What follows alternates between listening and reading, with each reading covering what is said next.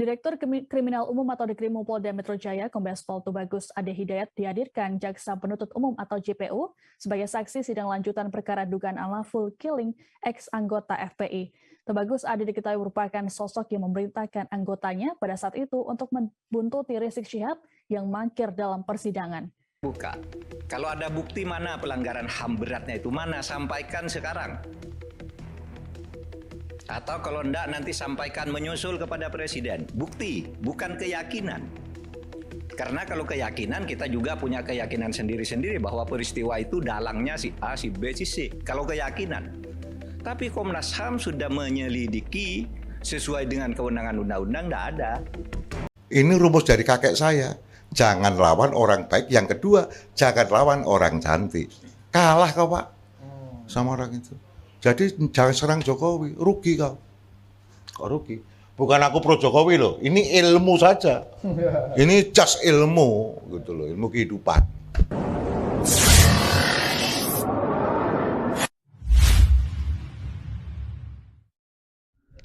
Assalamualaikum warahmatullahi wabarakatuh. Ketemu saya dengan channel saya Ujri Channel. Oke. Sekarang kita bereaksi videonya Rizik Syihab ini. Rizik Syihab ini menurut saya statement-statementnya ini sangat nggak tahu ya kebenarannya gimana ya tentang KM50. Oke, saya akan tanyakan videonya. Bahwa KM50 tidak boleh kita lupakan. KM50 akan terus untuk kita usut. Karena KM50 ini merupakan satu tragedi luar biasa. Saya sudah sampaikan pada saat terjadinya KM50, kalau sekali KM50 dibiarkan, maka akan terulang lagi KM50 yang lain. Nah, buktinya sekarang kita lihat berapa banyak orang-orang yang dibunuh oleh polisi. Nah, tapi kemudian begitu siaran pers disiarkan, orang tersebut katanya melawan, bawa senjata, polisi terpaksa. Nah, akhirnya yang terjadi persis seperti KM50. Sudah korbannya diculik, disiksa, dibunuh, difitnah. Dan itu terus terulang sampai peristiwa terakhir di Semarang, seorang anak SMK begitu juga. Dia tidak tawuran dibilang tawuran, tidak bawa senjata dibilang bawa senjata, dipamerkan senjata dalam siaran persnya. Nah, jadi lagi-lagi terulang, lagi-lagi terulang. Jadi warga masyarakat dibunuh terus difitnah. Nah, ini nggak boleh dibiarkan. Ini kenapa bisa terjadi lagi itu tadi. Karena KM50 dibiarkan, akhirnya mereka menganggap ke depan ini bunuh orang tuh gampang kok. Gampang, habis bunuh fitnah selesai, habis bunuh salahkan selesai. Nah, sampai kapan ini akan terus terjadi dan ini akan terus terulang. Sampai peristiwa sebesar Kanjuruhan yang meninggal itu lebih dari 100 orang, tetap saja yang meninggal yang disalahkan. Nah, lagi-lagi mereka semua disalahkan. Jadi polisi seperti malaikat, nggak pernah salah. Nah, ini berbahaya sekali. Nah, maka itu sekali lagi kami tidak akan diam. KM50 akan terus kami kejar, dan orang yang paling bertanggung jawab dalam peristiwa KM50 adalah Jokowi.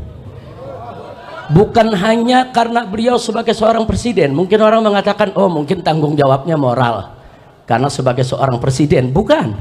Tapi kita dapatkan indikasi-indikasi keterlibatan Jokowi langsung atau tidak langsung, itu bisa dibaca. Dan itu akan kita beberkan kalau pengadilan HAM-nya digelar, ya kawan. Nah, jadi jelas sekali.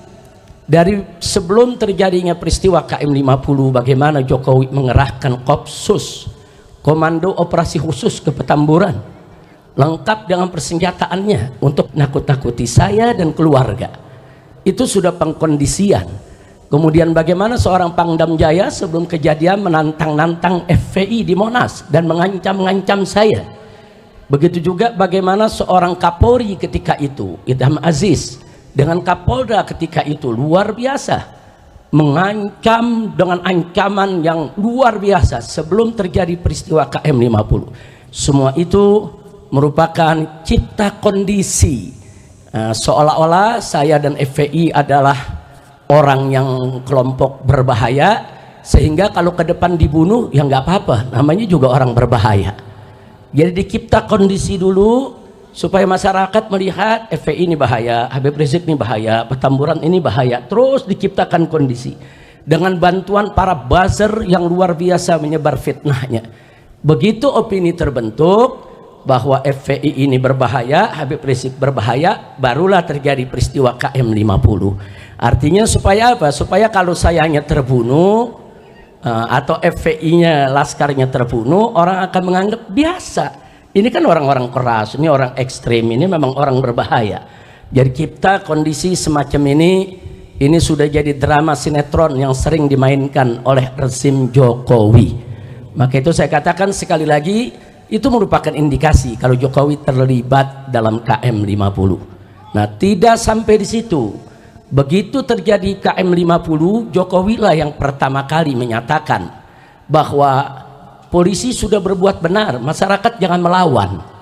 Belum ada investigasi, belum ada pemeriksaan, belum ada penelitian, tiba-tiba sudah membuat pernyataan kalau laskar di KM 50 itu yang salah. Sementara polisi yang membantainya itu benar, sedang menjalankan tugas. Nggak layak presiden memberikan pernyataan semacam itu sebelum dilakukan pemeriksaan, kecuali kalau memang presidennya terlibat dan yang mengatur semua itu, pantas saja memberikan pernyataan seperti itu. Tidak sampai di situ, tatkala banyak masyarakat termasuk DPR meminta dibentuknya yaitu tim independen untuk investigasi KM 50, justru Jokowi yang menolak. Kenapa harus menolak? Kalau tidak terlibat nggak usah ditolak, mestinya investigasi itu dilakukan sejak awal kali kejadian. Nah, jadi di sini sekali lagi kalau saya katakan Jokowi adalah orang yang paling bertanggung jawab, bukan hanya karena Barusan statement-statementnya Habib Rizik ya tentang KM 50. Saya tidak tahu ada apa. Ternyata kenapa sebenci itu ya kayaknya ke Bapak Jokowi. Ternyata katanya Habib Rizik itu ada indikasi-indikasi ikut campur tentang KM 50 Bapak Jokowi, katanya gitu loh, katanya. Ya, katanya sih ada buktinya, ada buktinya. Ntar kalau digelar apa pengadilan HAM akan ditunjukkan bukti-buktinya. Ya silahkan kalau itu memang ada kebenaran di situ, silahkan tunjukkan bukti-buktinya. Tetapi kalau bukti-bukti itu tidak benar, ya resiko harus tanggung sendiri oleh yang menuduh gitu. Kenapa ada kejadian KM 50, kita juga ya harus introspeksi diri. Ada apa gitu sampai segitu.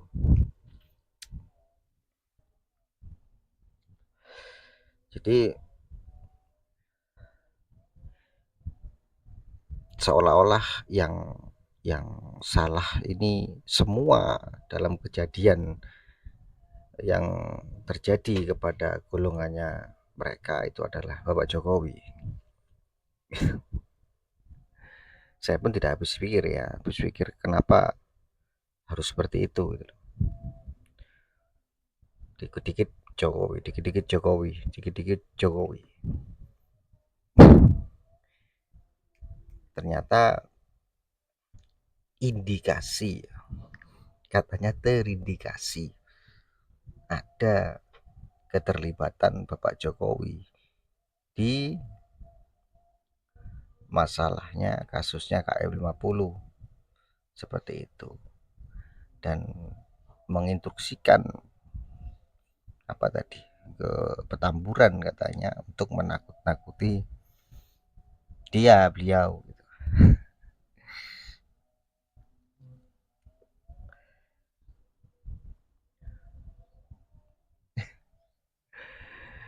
Alah, sudahlah gitu loh. Ya, apakah benar saya juga tidak tahu, salah juga tidak tahu apa katanya mereka. Dan coba kalian teliti sendiri ya, apakah benar yang dibicarakan oleh mereka apakah benar yang dikatakan oleh Habib Rizik tentang indikasi Bapak Jokowi itu terlibat. Kalian simpulkan sendiri, saya tidak bisa menyimpulkan, karena menurut saya Bapak Jokowi itu orangnya baik selama ini gitu. Dan tidak, apakah yang dibicarakan ini hanya sekedar bumbu-bumbu politik untuk menjatuhkan Bapak Jokowi, ya kita tidak tahu. Dengan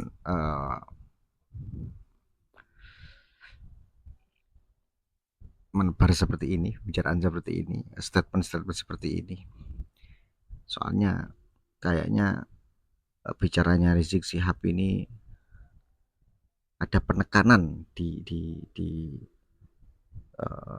bicaranya gitu loh. Ada penekanan bahwasanya semua ini ada keterlibatan Bapak Jokowi.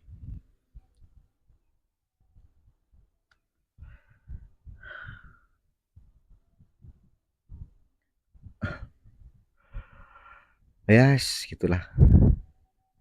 Kalian simpulkan sendiri dan teliti sendiri kenapa ada kasus KM 50. Itu pertama gimana?